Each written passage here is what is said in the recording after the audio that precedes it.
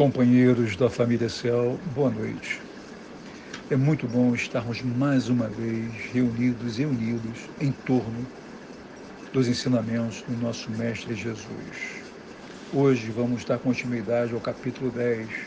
Bem-aventurados os que são misericordiosos. O título de hoje é Reconciliar-se com seus adversários. Antes de nós darmos início ao nosso estudo, vamos à nossa prece. A nossa prece hoje é uma prece chamada Oração do Perdão, do Francisco Cândido Xavier. Então vamos. Senhor Jesus, ensina-nos a perdoar conforme nos perdoaste e nos perdoas. A cada passo da vida, auxilia-nos a compreender que o perdão é o poder capaz de extinguir o mal. Induz-nos a reconhecer nos irmãos que a treva infelicita filhos de Deus, tanto quanto nós, e que nos cabe a obrigação de interpretá-los na condição de doentes, necessitados de assistência e de amor. Senhor Jesus, sempre que nos sintamos vítima das atitudes de alguém, faz-nos entender que também somos suscetíveis de erros e que, por isso mesmo, as faltas alheias poderiam ser nossas. Senhor, sabemos o que seja o perdão das ofensas, mas compadece-te de nós, ensina-nos a praticá-lo. Que assim seja. Bem, vamos então iniciar o nosso estudo do capítulo 10, Bem-aventurados os que são misericordiosos. Item 5, vamos estudar hoje o item 5, 6 e 15.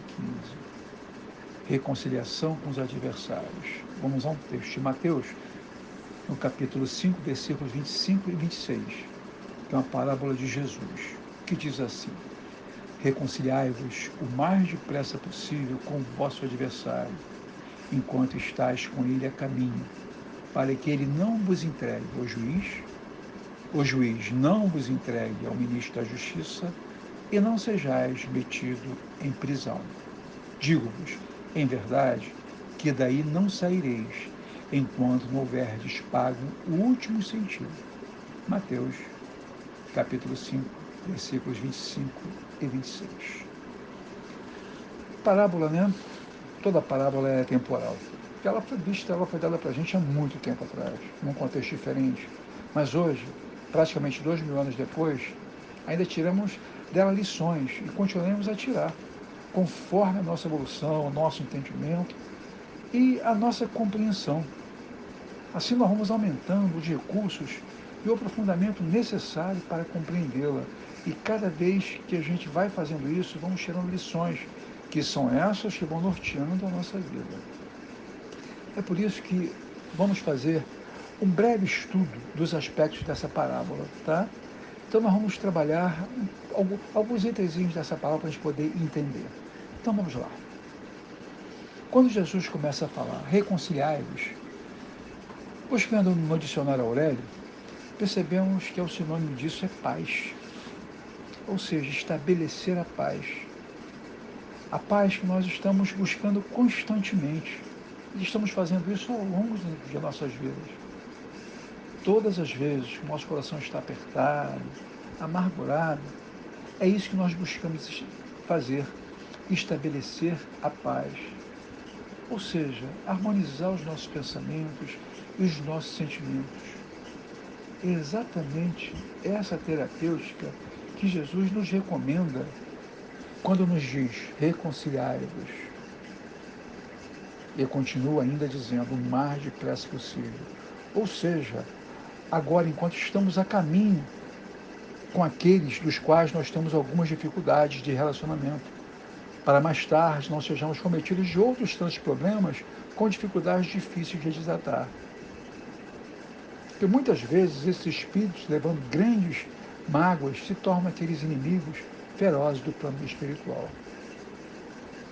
Enquanto isso, aqui ficamos muitas das vezes em grande culpa por não ter feito um grande movimento para poder reatar, para poder nos aproximarmos, para poder nos reconciliarmos com essas pessoas. Então, Jesus ainda continua dizendo, estás com ele a caminho, é o momento. Então, quando nós estamos com ele a caminho, é o momento. Que momento é esse? É o momento que nós podemos fazer por estarmos mais próximos dele, quando é possível ainda estabelecer algum direcionamento, alguma reparação. Porque enquanto nós estamos a caminho com esse nosso, aspas, adversário, é mais fácil reduzir essa distância. Nesse sentido, vem a indagação, quem seriam esses adversários? Que tipo de adversário nós possuímos? Nós voltamos com qual tipo de inimigo? Mas, meus irmãos, isso só cada um de nós mesmo tem a resposta. Quais são os nossos inimigos? O que mais nos desequilibram? Que nos levam muitas das vezes a grandes melancolias, a grandes tristezas e a grande desmotivação da vida. Grave bem, o adversário é tudo aquilo que luta contra ou nos leva simplesmente a estados de não motivação, a não restabelecimento da harmonia. Então, adversário é tudo aquilo que luta contra ou nos leva simplesmente a estado de não motivação e não estabelecimento de harmonia. Então é importante que nós possamos pensar nisso. O Arício Cerqueira Filho, ele expõe que nós temos dois tipos de inimigo, interno e externo. Isso aqui já de estudo, porque o adversário pode tanto estar fora quanto dentro de você mesmo, né? E continua ele dizendo na parábola que aquele de nós que estamos a caminho, não restabelecendo a harmonia, nós seremos entregues ao juiz. Quem é esse juiz? Quem é esse juiz forte, esse juiz poderoso? É a nossa própria consciência. O juiz aqui é a nossa própria consciência, que nos cobra daqueles atos de desatinos que nós cometemos. É a nossa busca constante. Quando nós ficamos nesse processo de simplesmente nos punir pelas atitudes que nós não fizemos ou que fizemos, né? Porque muitas vezes é um movimento de fazer um reatar, ou de repente também é um movimento de se acomodar por conta do nosso orgulho. Então, temos essa necessidade de avaliar nossa consciência. Impulsionados pela lei do progresso, nós vamos percebendo que um dia nós vamos ter que acordar, e este acordar pode ser muito doloroso. Então, o juiz é o pior dos juízes que se tem, que é a nossa consciência. Então, veja bem, nós somos cobrados pela nossa consciência. Que a gente não seja um dia entregue ao ministro da Justiça. Poxa, se a nossa consciência é o juiz, quem seria o ministro da Justiça? Tendo por base o livro dos Espíritos, o que diz respeito às leis morais, e tem entre as leis morais a lei de causa e efeito. Então, quando eu não desato os nós das minhas dificuldades, eu simplesmente estou submetido à lei de causa e efeito. Essa lei é que vai me cobrar dos meus equívocos. Não é Deus me cobrando, sou eu me cobrando das coisas que eu não retomei e que eu não refiz, que eu não reavaliei. E passado essas transgressões da lei divina, nós normalmente colocamos para nós grandes dificuldades para vencermos essas dificuldades. Elas não ficarão impunes enquanto a nossa consciência não ficar pacificada diante daquela atitude. Voltando ao início, reconciliai-vos, ou seja, buscar a paz. Vamos buscar a nossa paz. E ele continua dizendo, e não sejais metido em prisão. Prisão? Mas que prisão é essa?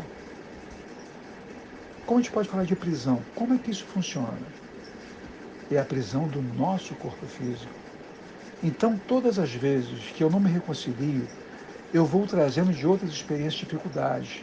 Essas que eu venho sentindo hoje, porque justamente eu não fiz esse movimento de verificar, de desatar e de procurar reequilibrar o que eu desequilibrei. Muitas vezes, a gente olha a vida dos outros E falamos assim, parece que aquelas pessoas têm uma vida tão tranquila, e às vezes são tranquilas mesmo, mas a postura diante da vida dessa pessoa, ela é diferenciada. E por que ela é diferenciada? Porque ela pode estar nessa prisão do corpo físico, nessa reencarnação, por uma opção, por uma ação educativa para reequilibrar. E sim, porque está encarnada, ela pode estar aqui não numa questão porque ela veio porque tem que pagar, não. Ela veio porque ela está encarnada, mas com outro objetivo, com outro projeto de vida, ou seja, está aqui para cumprir uma missão, para desenrolar um processo diferenciado. Agora, aqueles que sofrem por conta disso, estão presos nessas prisões que são os nossos corpos físicos, melhor dizendo. E conclui, explicando que devemos fazer o movimento de reatar, pois caso contrário, não sairemos daqui até ter pago o último centavo. Centavo, naquela época, naquele contexto histórico, era o menor valor do sistema monetário da época. Era um valor insignificante. Hoje, para nós, esse movimento incentivo significa que nós não sairemos dos ciclos das reencarnações enquanto nós não repararmos as leis divinas por todos os equívocos que nós cometemos. Então, veja bem, para nós, esse movimento de incentivo significa que nós vamos ter que buscar até o que é menos significante, nós teremos que reequilibrar. Porque senão vamos continuar nesse ciclo de encarnações, reencarnações, até a gente conseguir reequilibrar. Então, aí a quantidade de reencarnações vai depender do maior ou menor movimento que nós fizermos. Não é um Deus vingativo. Somos nós que nos impomos essas dificuldades. Kardec, no item 6, falando dessa parábola, diz assim, esta parábola fala do perdão. Nesse sentido, Kardec nos diz que na prática do perdão, como em geral, na do bem, não há somente um efeito moral, há também um efeito material. A morte, como sabemos, não nos livra dos nossos inimigos. Os espíritos vingativos perseguem, muitas vezes, com seu ódio, no além-túmulo, aqueles contra os quais guardam rancor, de onde decorre a falsidade do provérbio que diz: morto animal, morto veneno, quando aplicado ao homem. O espírito mau espera que o outro, a quem ele quer mal, esteja preso ao seu corpo e, assim, menos livre para mais facilmente o atormentar, ferir nos seus interesses ou nas suas mais caras afeições. Capítulo 10, Evangelho segundo o Espiritismo, item 6. Neste momento, para assim aclarar mais as nossas ideias sobre esse estudo, vamos entender o que é o perdão. Perdoar vem de uma expressão latina, per mais donare. Per é um prefixo que quer dizer além de, e donare é doar. Quando juntamos per mais donare, juntamos e forjamos a expressão doar além, dar um pouco mais, perdonar, doar além. Ou seja, perdoar é doar além. O perdão, na perspectiva espírita, pode assim ser conceituado. É uma lei da natureza, aparece em nossas vidas e requisita uma competência para lidar com ele, sendo uma necessidade cotidiana que nos auxilia a vencer nossas limitações. Quem fala, quem conceitua assim é Alberto Almeida. E a seguir, Haroldo Dutra nos conceitua da seguinte forma: perdoar é remédio capaz de curar e libertar a alma, sendo a condição necessária para mantermos nossa integridade psíquica. O perdão no cotidiano. Todos nós somos suscetíveis de erro, e por isso mesmo, perdão é serviço de todo instante. Mas assim como o compositor não obtém a sinfonia sem passar pelo solfejo, né? O perdão não existe de nossa parte ante os agravos grandes, se não aprendemos a revelar as indelicadezas pequenas. Isso está em Emmanuel, Estude Viva, capítulo Perdão em Nós. Joana de Ângeles, no Espírito e Vida, capítulo 42, diz assim: perdoar é impositivo para cada hora e todo instante. No livro Renúncia, ditado pelo Espírito Emmanuel, psicografado por Francisco Cândido Xavier, a personagem Lúcia comenta assim sobre o perdão. Jesus perdoa, não com as fórmulas verbais, tão fáceis de anunciar, mas com a renovação do ensejo de purificação. O corpo terrestre é tenda preciosa na qual podemos corrigir e engrandecer a alma, apagar as nódoas do passado obscuro. Em Nosso Lar, ditado pelo espírito André Luiz, psicografado por Francisco Cândido Xavier, no capítulo 39, Dona Laura, que é a mãe de Lísias, apresenta a seguinte fala sobre o perdão. Perdoar verbalmente é questão de palavras, mas aquele que perdoa realmente precisa mover e remover pesados fardos de outras eras dentro de si mesmo. Então, o perdão não pode ser só com palavras, tem que ser com atos, com atitudes. Perdoar não é aprovar comportamentos negativos e impróprios, tanto seus como de outra pessoa. Abuso, violência, agressão, traição e desonestidade são algumas coisas que podem ser completamente inaceitáveis. Não pode haver perdão genuíno se a raiva e o ressentimento forem negados ou ignorados. Perdoar não é manter uma atitude de superioridade ou de se achar melhor do que os outros. Se você perdoa alguém porque tem pena ou porque acha tolo ou estúpido, você confunde o perdão com arrogância e está agindo como um juiz. Perdoar não significa que você deva mudar o seu comportamento. Se eu perdoo um amigo de quem estou afastado, não preciso voltar a ligar para ele, a não ser que realmente queira. Jesus, em ato de amor supremo, mesmo estando crucificado no madeiro, ergue aos céus a sua voz compassiva e diz: perdoai-lhes, meu Pai, não sabe o que fazem. André Luiz, tendo como base essa atitude de Jesus, expõe que quem perdoa liberta o coração para as mais sublimes manifestações do amor que eleva e santifica. Aquele que perdoa transpõe os pórticos da espiritualidade na morte do corpo físico, com uma paz na consciência, a luz no espírito, o consolo no coração. Jesus aconselhava-nos a perdoar infinitamente, para que o amor seja em nosso espírito como o sol brilhando em casa limpa. A alma que não perdoa, retendo o mal consigo, assemelha-se a um vaso cheio de lama e fel. O perdão é o modo de tomar o que está quebrado a torná-lo inteiro. Neste sentido, Joana de Ângeles, no livro Florações Evangélicas, psicografado por Divaldo Franco, expõe quanto ao ato de perdoar o outro. Ele deve estar enfermo, credor, portanto, da misericórdia e do perdão. Perdoa, portanto, seja o que for e a quem for. O perdão beneficia aquele que perdoa, por propiciar-lhe paz espiritual, equilíbrio emocional e lucidez mental.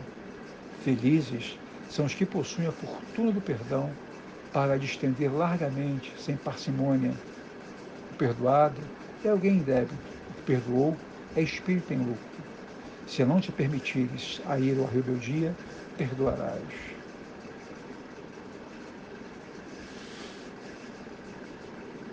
Cabe, neste momento conceitual, levantar a seguinte pergunta: perdoar é esquecer? Fundamentado em Raul Teixeira, Divaldo Franco e Rossandro Clisman, a resposta é não. Perdoar não é esquecer. Perdoar não significa esquecer, mas sim não querer revidar, não guardar mágoa e não cultivar o sentimento de ódio. E não sentir nenhum mal quando lembrar do fato. O sentido de o termo esquecer no Evangelho não significa esquecer o fato, e sim esquecer a dor provocada pelo fato. Então, o termo no Evangelho esquecer não significa esquecer o fato, e sim esquecer a dor provocada pelo fato. De modo que, para perdoarmos alguém, precisamos mudar o valor que se dá a essa situação, não alimentar, não fomentar o episódio vivido. Se alguém nos disse alguma coisa que nos agradou, que nos feriu, que nos magoou, não devemos ficar presos a essa mágoa, a essa palavra que ouvimos. Quantas vezes dizemos às pessoas coisas que magoam as pessoas, coisas que não gostaríamos nós próprios de ouvir? É graças a esse gesto de perdoar, de dar além, que nós sentimos uma paz imensa por dentro da alma, que nós sentimos integrados a essa constelação de amores da qual faz parte Jesus. Essas palavras são de Raul Teixeira. Reforçando esses princípios, Paulo, o apóstolo, Lyon, 1861, explica o ato de perdoar da seguinte forma. Esse é o item 15 do Evangelho segundo o Espiritismo. Perdoar os inimigos é pedir perdão para si próprio.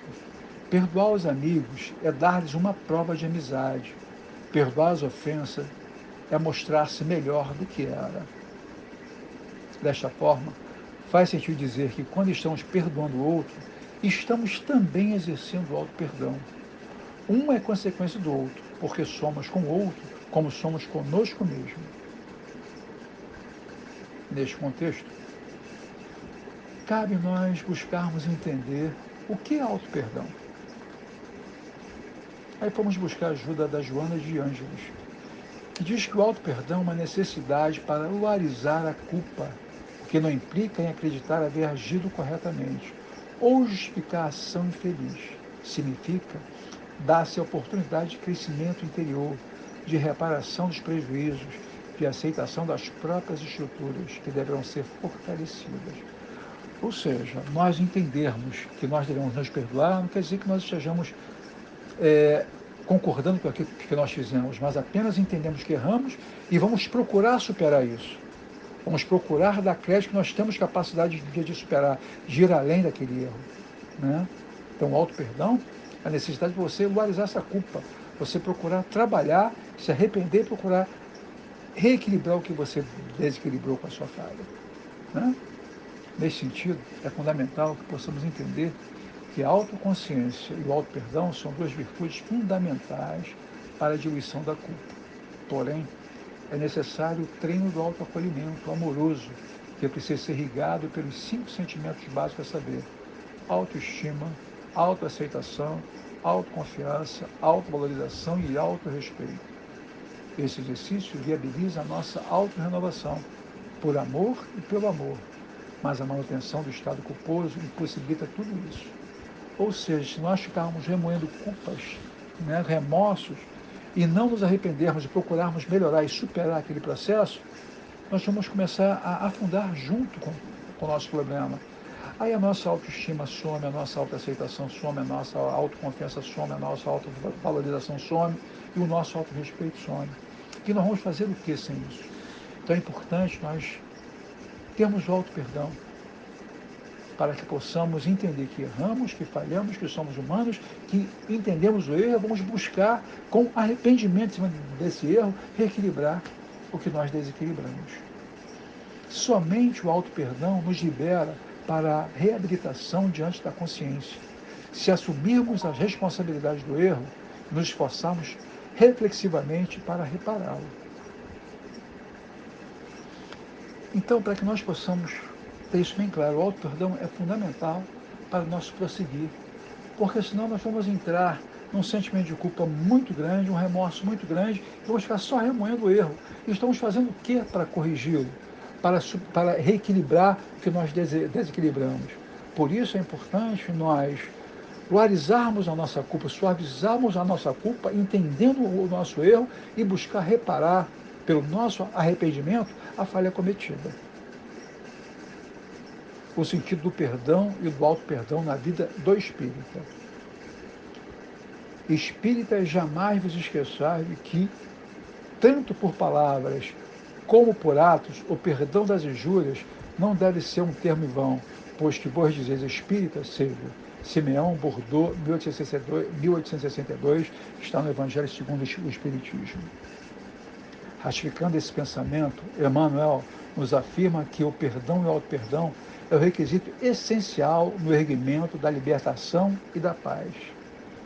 Percebe-se assim que a capacidade de perdoar a nós mesmos é ao próximo é o melhor caminho para experimentarmos e conquistarmos a paz interior.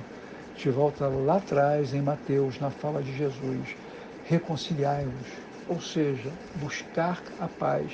É importante que nós possamos reconciliar com nós mesmos, nos perdoarmos, para que possamos ter essa paz interior, conquistarmos essa paz interior. E quando Emmanuel coloca requisito essencial do erguimento da libertação e da paz, é uma verdade. Você se liberta do remorso, você se liberta da culpa e você reequilibra o que você desequilibrou, buscando superar o erro que você cometeu. Buscando a essência deste processo, perdão e auto-perdão, na perspectiva espírita, a resposta dada pelos espíritos a Kardec na pergunta 886 do Livro dos Espíritos deixa bem claro o papel do perdão para o espiritismo.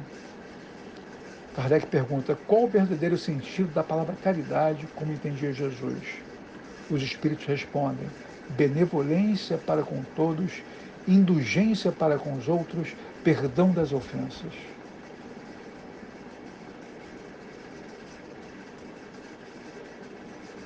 E para a gente ir caminhando para o nosso final, né, tem uma história, uma lenda árabe, que dois amigos viajavam pelo deserto em um determinado ponto da viagem, discutiram.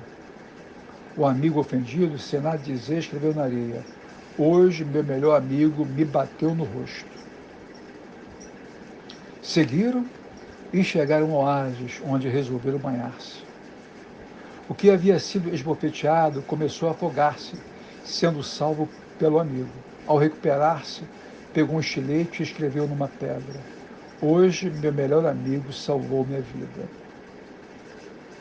Intrigado, o amigo perguntou: por que depois que te bati, você escreveu na areia e agora que te salvei, escreveste na pedra? Sorrindo, outro amigo respondeu: quando um grande amigo nos ofende, devemos escrever na areia onde o vento do esquecimento e do perdão se encarrega de apagar.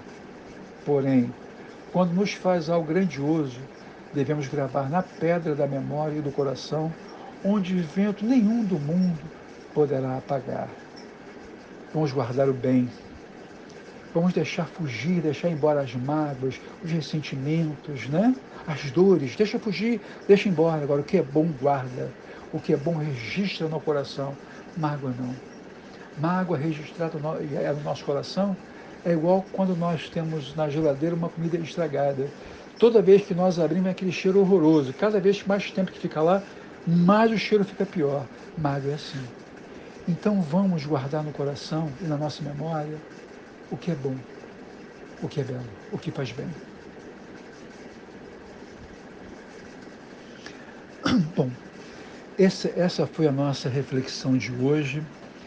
É o que nós pensamos e refletimos sobre esse tema, né, reconciliar-vos. Agradeço muito a atenção de vocês, o carinho de vocês terem ouvido, tá?